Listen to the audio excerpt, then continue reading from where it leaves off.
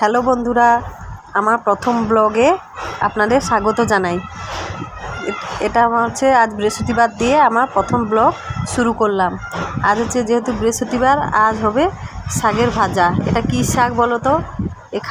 এখানকার ভাষায় একে লেউটিয়া শাক বলে। তোমরা এটাকে কী নামে, কে কী নামে চেনো, আমাকে কমেন্ট করে লিখে জানাবে। আজ বৃহস্পতিবার যেহেতু, সেই জন্য আজ হবে শাক ভাজা আর পটল আলুর কষা।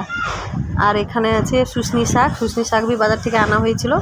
দাদা বাজারে গিয়ে 2 প্রকার শাক এনেছে, বলে ভালো শুশনি শাক উঠেছিল, ওই জন্য শুশনি শাক বি এনেছে আর এই শাক লেউটিয়া শাক বি এনেছে। তো 2 প্রকার শাকের ভাজা হবে, পটল আলুর তরকারি হবে।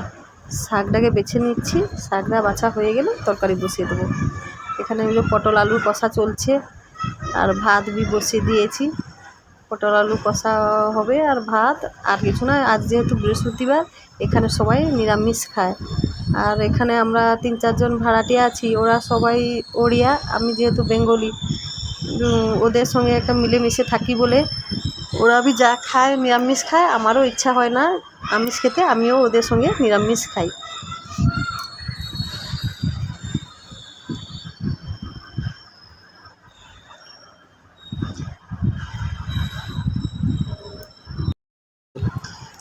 রান্না হয়ে গেলে 2 বাবুদের খেতে দিয়ে দেব।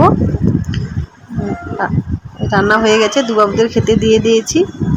শাকের ভাজা, পটল আলুর তরকারি, আর পাশের বাড়ি থেকে দিয়ে গেছে সয়াবিনের তরকারি আর ভেন্ডি খট্টা। এখানকার ভাষায় বলে খট্টা, যেটা আমরা বলি ভেন্ডির টক।